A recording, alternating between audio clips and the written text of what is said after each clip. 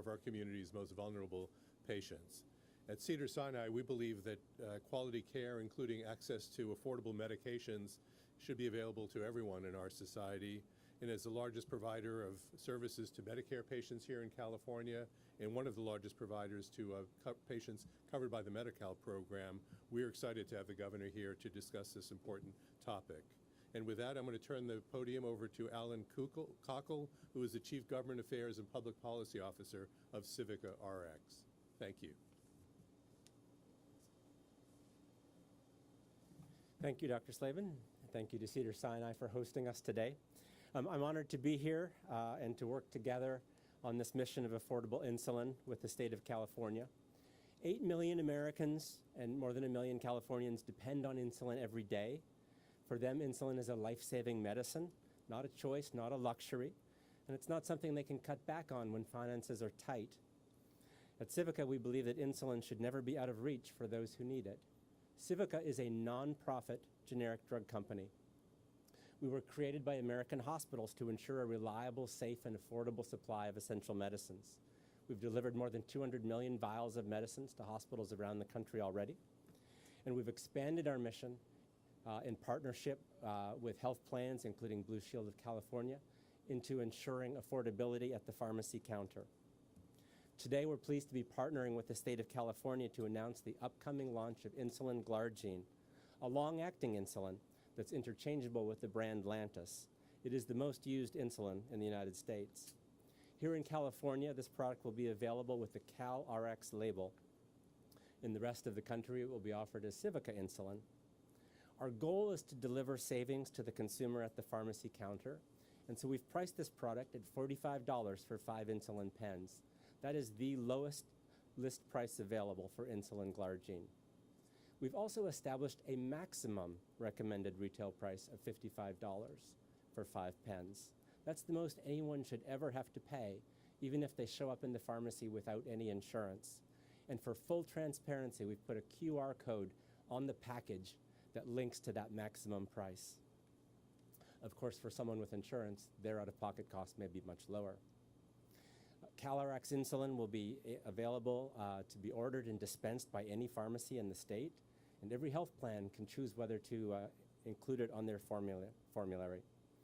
At Civica, we appreciate the support of Governor Newsom and the state in this goal of quality, affordable insulin, and we appreciate our other funding partners, including diabetes organizations, foundations, health plans, health systems, and other governments.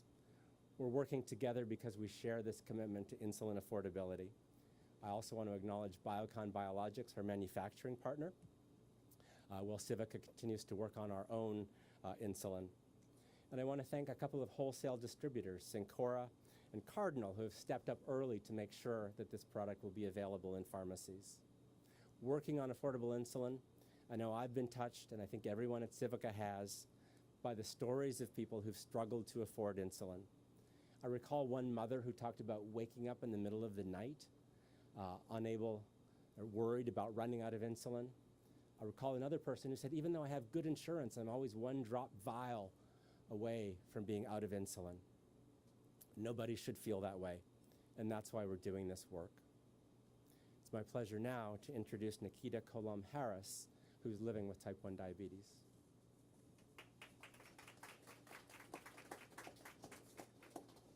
Hello, I'd like to just thank the governor and his team and the American Diabetes Association for inviting me back to share on this important topic of insulin affordability. I'm a proud native Californian. Even my mother was born and raised here in the 50s. Growing up in an industry that California is known for, when I was 12, landed the role of the original voice of young Nala in Disney's film The Lion King in 1994. And then flashed to 1999, a freshman year in college. In an ICU room, the doctor tells me I have type 1 diabetes. I thought, not only is this a death sentence into my career and dream of becoming a mother. I have given myself 67,333 insulin injections, 76,952 finger pricks, 2,748 days recovering from a hypo since being diagnosed in 1999. I was once out of insulin for 5 hours and that put me in the ICU for 2 weeks. I am thankful I am even standing here today advocating as I have been since my first call to Congress with the ADA in 2011. I have a beautiful daughter who's turning 5 and my supportive type 3 husband. So I ask anyone before you say no or turn down funding to prevention measures and sustaining life tools, think of the mother who is deciding whether she is going to pay for groceries or her insulin. Think of that teen who is stretching out their dosage because the cost is making them feel like a burden. Or me, who now has neuropathy and gastroparesis only due to limited access to insulin and tools earlier in my life. Seeing the dollar signs drop in front of insulin costs, which is literally the vial of life for millions of children and adults living with diabetes, gives me hope in humanity. The scientists who discovered that insulin could save human life, those who invent and develop the medications and technology to sustain our lives, gives me hope in humanity. And the millions with diabetes, the allies, the caregivers, or T3s as we call them, give me hope in humanity. And so I just say thank you to Governor Newsom and the whole team behind this great effort and for being a T3. Next person who's coming up is also an advocate, Grace.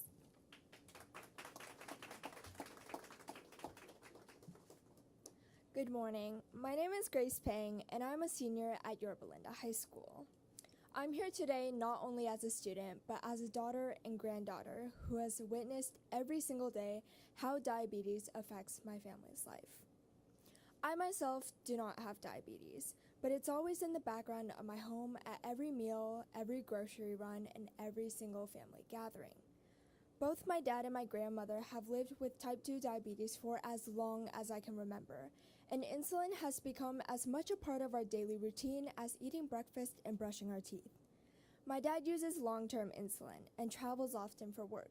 Every time he's packing for a business trip, my mom always has to remind him, "Don't forget your insulin pen." One time, she didn't, and he actually forgot it. I still remember the panic that followed, my mom rushing out of the door in a flurry just to ship his insulin before the UPS store closed. This represents just how essential insulin is. It's funny looking back, but just a few hours without insulin could pose risk at my dad's health. My grandmother, on the other hand, has her own little routine.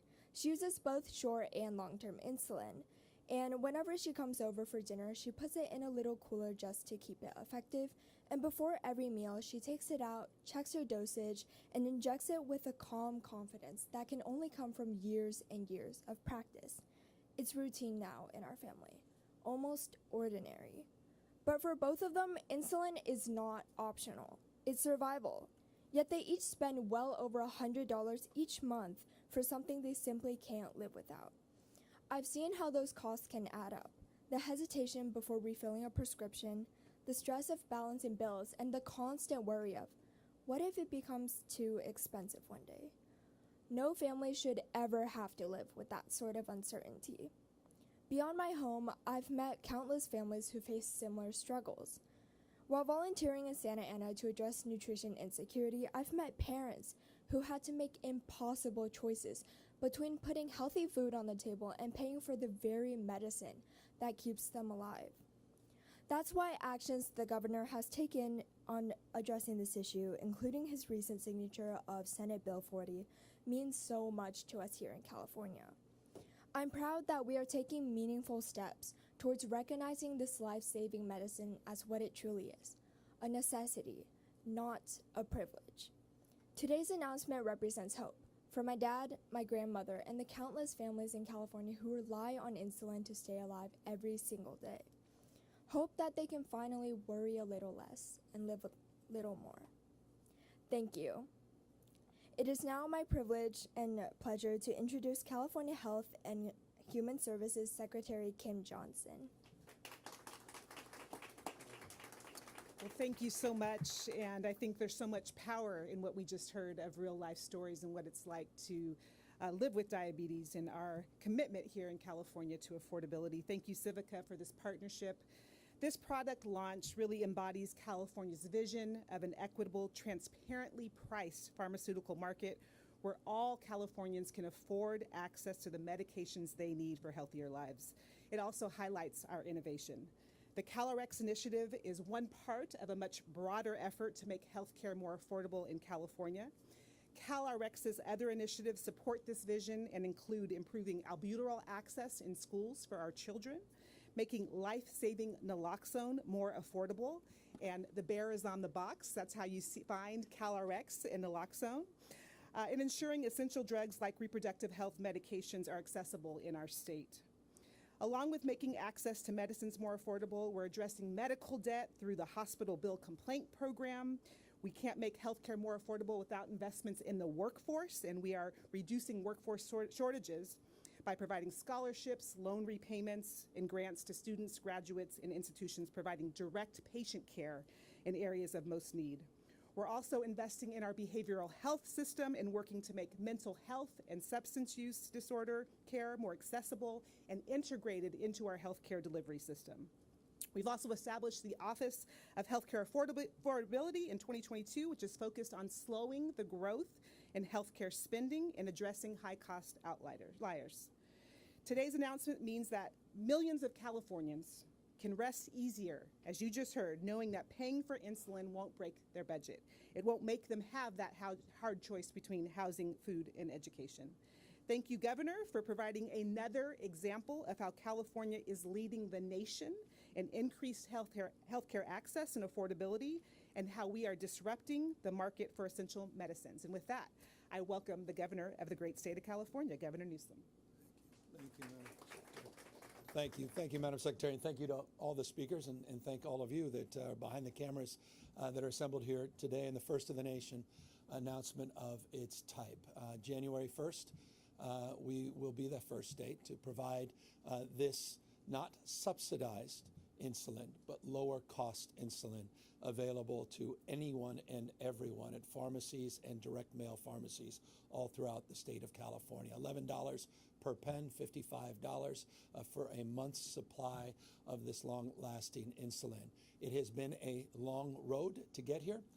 This is a process that has unfolded over the course of the last 3 years, and it's a process that will continue to unfold over the next few years as we expand the portfolio of options as it relates to insulin and continue our partnership with Biocon and continue our effort to expand the portfolio of opportunities under this CalRx brand. And it's important to underscore, this again is part of a new initiative to fundamentally lower healthcare costs, not spread healthcare costs.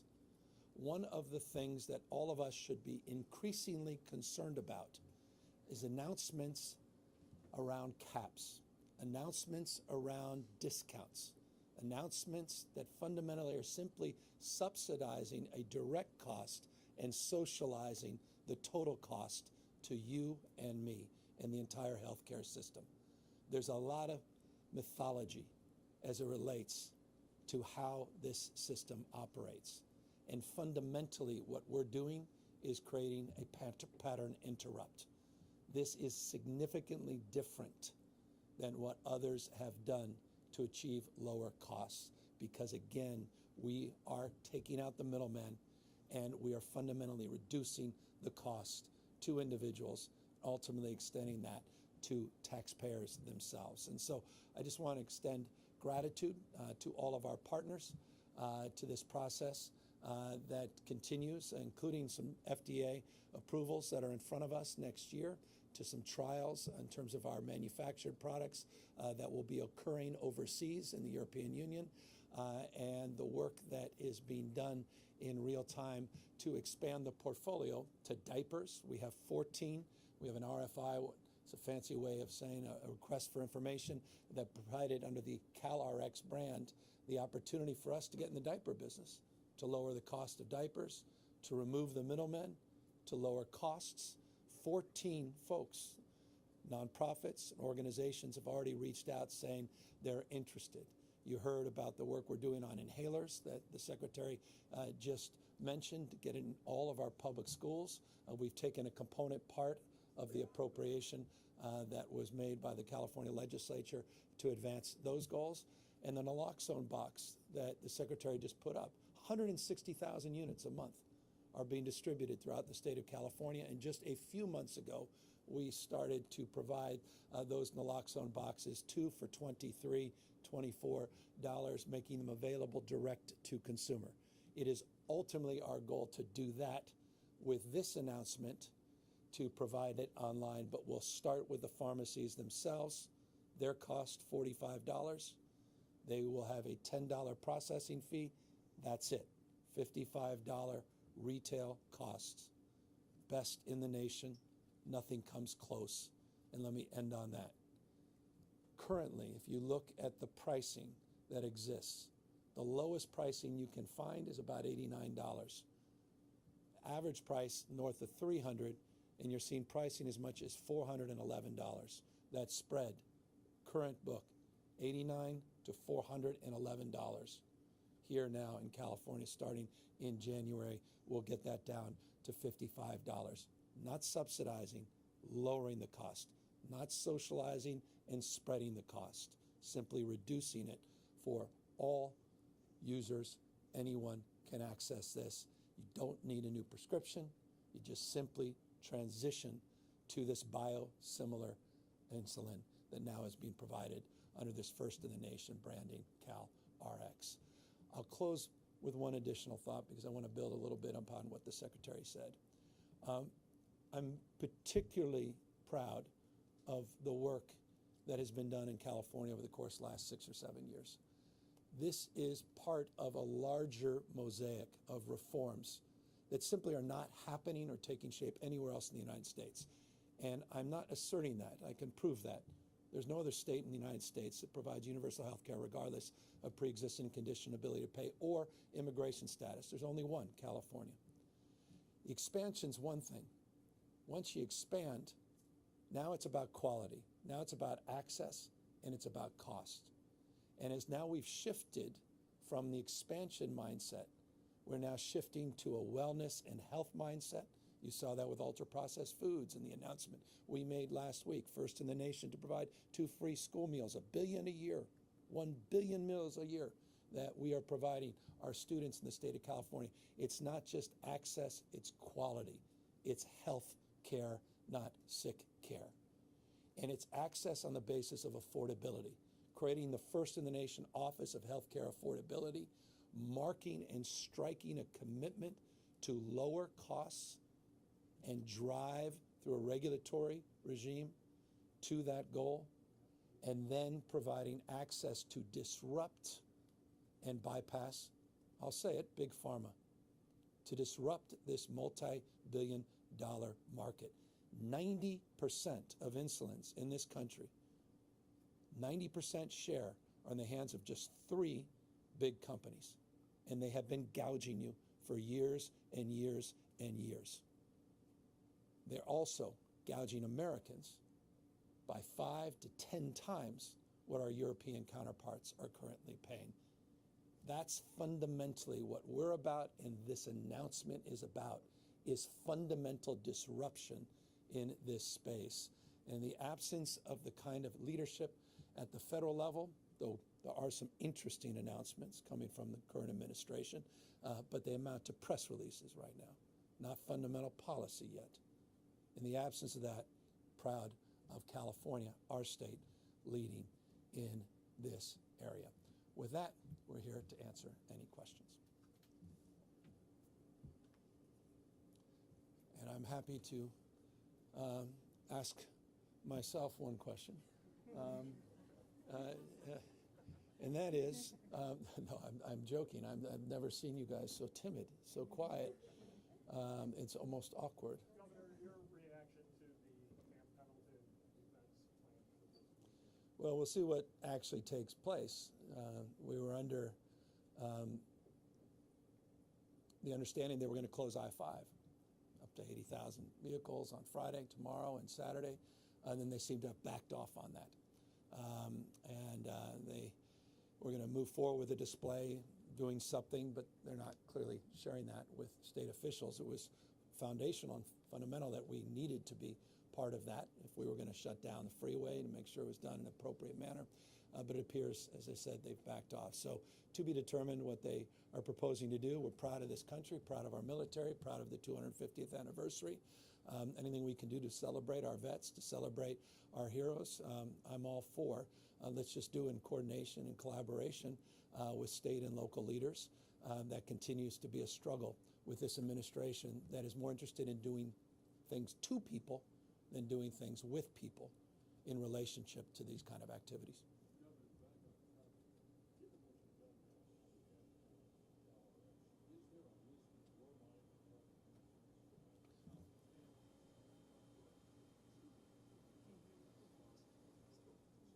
There may be a top 20, but what the list of the next steps in terms of what you may see on the portfolio, the list under CalRx, the things we're thinking about and talking about. Yeah, so the CalRx team has developed a list of drugs that we think are important to focus on.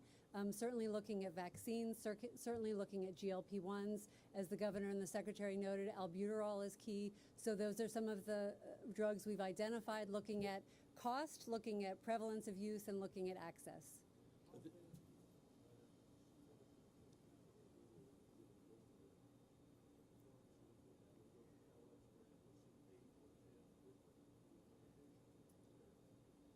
Right now, the naloxone is available. Insulin is going to be available in January. Albuterol is coming thereafter. And we don't have immediate plans for the other drugs, but we're certainly working on it. But I love the question. And if you don't like the answer, ask a better question. And I'm not referring to your question. I'm referring to the questions we were asking ourselves.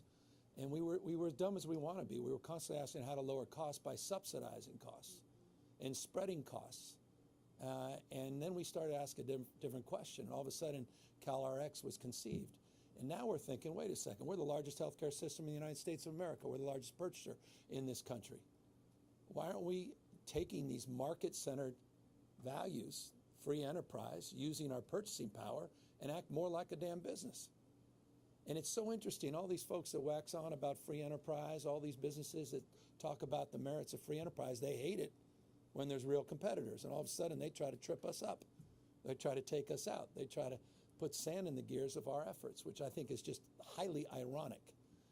So they've had this sort of favored nation status. And finally, our status is improving because we're finally in the game. So I'd love to see that list significantly expand. Once a mind is stretched, it never goes back to its original form. And what I mean by that is now we're open for business. People see that we mean business, that this is real, that this is finally happening, that we have real resources behind it. And no one asked, this was the question I was going to rhetorically ask, how much did this cost? We seeded this with $50 million in this first phase partnership. And we're looking to expand additional supports as proof of concept with the legislature. But the legislature is all in now. They see the benefits of this. And I think the door is opened to the opportunity to significantly expand that portfolio. And GLP-1s, I'll tell you, in terms of costs, that is an area of opportunity for us. And that is, for me, one of our prime targets with the sell-by date that I have in terms of my tenure that I want to accomplish before I leave. Thank you. What kind of cost savings is this going to mean for Medi-Cal and CalPERS and the other programs? Well, that's to be determined, and that's a good general question. And we've discussed that, so I'm going to ask the person I asked that question to answer it to you as well directly. So the Medi-CalRx program buys all of their drugs directly, and so we're still in conversation to see how much this would be of help to them. So we are actively talking to health plans, talking to our own California purchasers such as CalPERS and Medi-Cal, and we don't have those exact numbers today, but we're absolutely seeing what the largest purchasing power can bring. But look at the hope and goal here, and by the way, just Blue Shield, respect. They put this on their formulary, so we're already seeing some traction and action, which is exciting. We hope this disruption will lower, as you saw with naloxone. What we came in on the naloxone side, you saw a significant decline in costs across the spectrum. That's the hope and expectation here as we can anchor in and we can start to see the cost curve start to move in a different direction and collapse overall. Thank you. Excuse me. Do you have any thoughts on the upcoming No Kings events that are taking place this weekend, and any advice for those who might be participating? Well, my advice is if you participate, do so peacefully, do so thoughtfully. because there's one person that hopes you don't, that hopes there is disruption, there's some violence, and he will exploit that, and he will take advantage of that in a profound and consequential way. I hope people come out in unprecedented numbers. And I hope they do it not just for themselves, but for each other and for the 249 years that our founding fathers lived and died for, and those enduring principles that are at stake. No kings, a declaration of independence against the tyranny, against lawlessness in the context that there was no rule of law. It was the rule of the king. And I think increasingly people are waking up to the rule of law in this country, increasingly appearing to be the rule of dawn. And I hope it's dawning on people how precious this moment is and what's at stake. And so I hope people put a stake in the ground, take the opportunity and time to participate this weekend, but again, do so peacefully with a deep realization of the consequences and what the founding fathers were all about. Co-equal branches of government, popular sovereignty, the rule of law, fundamental values that have endured for 249 years, and all of that is at stake. Governor, when the insulin initiative was first announced, the state set aside $50 million for a manufacturing plant. Yeah. We shifted last year with the legislature. We actually are using some of that money for our inhaler initiative in the public schools through CalRx. And we made the determination with Biocon that their existing facility in Virginia was more than adequate to provide enough manufactured product for the state of California. So that gave us the flexibility to investigate that alternative and option. And working with the legislature last year, we redirected a lot of those funds. So we're not doing it in that case. We're going to use existing manufacturer in Florida and in Virginia. Yep. Oh, sorry.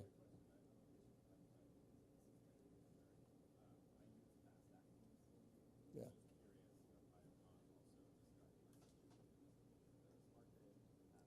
Right. That's all coming, and that was a reference on the FDA approval and what's happening. Maybe you guys want to talk about a little bit about the fast acting and where we are with our clinical trials and where we are with the supply chain and tariffs and all those wonderful things. The reason I didn't get in your business. So today we're announcing the launch of the long-acting. Right here? Oh, thanks, yeah. Today we're announcing the launch of the long-acting insulin January 1st. But this summer we actually kicked off and made a formal announcement, the start of our fast-acting development program. So our first fast-acting will be insulin aspart. So it's in the works. So they're testing it. We'll go through a process January, July. We hope to be out of those tests, and then we'll in the formal FDA approval process.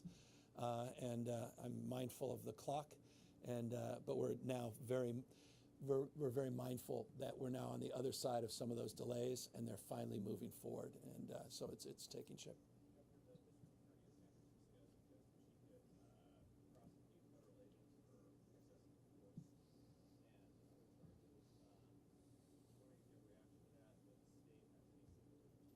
Well, if you break the law, you're subject to the laws of the state. Just because you work for a federal authority doesn't mean you can't be mindful of state laws. For example, speed limits. They're subject to everyone, regardless of your employer.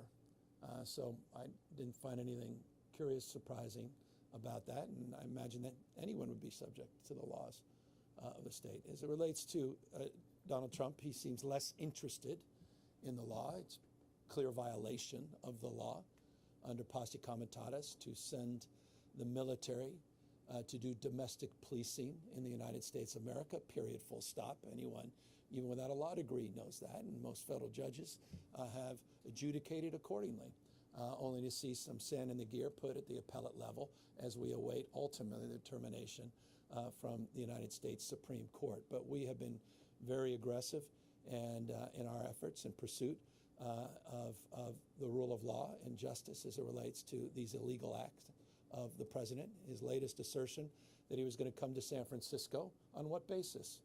He didn't even claim there's no pretext anymore.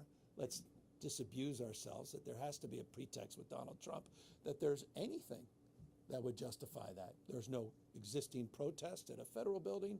There's no operation that's being impeded. I guess it's just a training ground for the President of the United States. It is grossly illegal. It's immoral. It's rather delusional. And increasingly, this president appears unhinged, unmoored by reality and facts. Seems listless. He seems, dare I say, in decline, cognitively and, dare I say, forgive me, perhaps unfair, physically.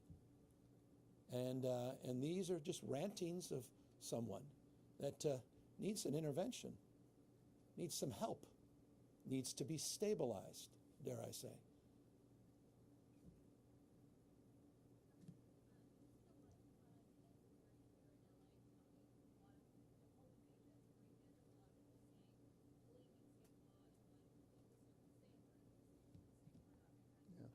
Well, as you know, laws are pretty clear in terms of the responsibility and accountability. Once someone has been accused and ultimately found guilty of these laws, they will be held to the letter of the law, and they should be prosecuted, period, full stop. But on the fundamental issue, I would refer to you to some of the work we've been doing in partnership with local government. Now, let me highlight two specific examples. An additional $1.1 billion of new grants that we provided the DAs across the state, sheriff's departments across the state, as well as local police departments that are part and parcel of a crime safety plan that focuses on retail theft, focuses on petty theft, focuses on car break-ins, vertical prosecution grants, hundreds of millions of dollars that we've distributed over the last few years to help support the investigation and prosecution of those crimes. We also recently built on a very successful program we've done in San Bernardino and Bakersfield, specifically launched in San Francisco and Oakland a few years back, and that is our effort to saturate with the California Highway Patrol these preemptive strategies with our strike teams to address some of those concerns around crime and violence. We recently announced those enhanced partnerships here in LA just a month or so ago, and we're going to continue to make those investments on the backs of the fact that we have now over 1,000 new California Highway Patrol officers that we've recruited over the course of the last few years, the largest recruitment class in decades in this state. And so we're doing everything we can to help support local officials financially and support them with partnerships with state law enforcement. Thank you, everyone. Governor, question on inhalers really quick. Oh, good, okay. Thank you. See? I'm my inhaler expert, yeah. Some medical researchers I spoke to recently are concerned about introducing greener options for inhalers into the market and what that can mean for large companies. What propellant is being used in the inhalers that you're creating, and is that going to match what's coming up in the market? Great. Well, we're very happy to know about that. So we're in the process of taking proposals, and so that'll absolutely be a critical component of what we're looking at. So our goal is to get inhalers in every single school. Right now, folks, we have kids coming to school with asthma who have an asthma attack and don't have access. So we'll definitely take that into consideration and look at the components of the inhalers. Thank you. Thank you, guys.